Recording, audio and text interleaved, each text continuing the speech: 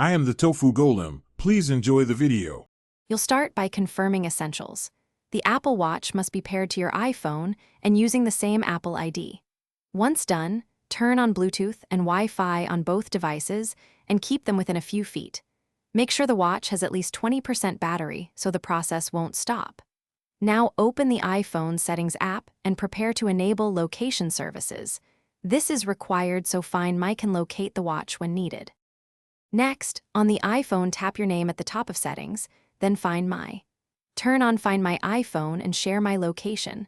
Also enable Send Last Location so the watch reports when battery is low. Once you've done that, open the Watch app on the iPhone and confirm location services and wrist detection are enabled on the watch. This helps accuracy and security. Make sure both devices show as online in the Find My app. Finally, open the Find My app and locate the Devices tab. Your Apple Watch should appear there with location info. If it doesn't, sign out of iCloud on both devices and sign back in, then reboot them. This often resolves syncing delays. If problems persist, reset network settings on the iPhone and repair the watch. Make sure you have your Apple ID password handy.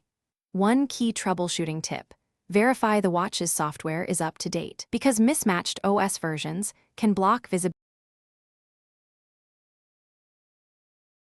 Thanks for watching.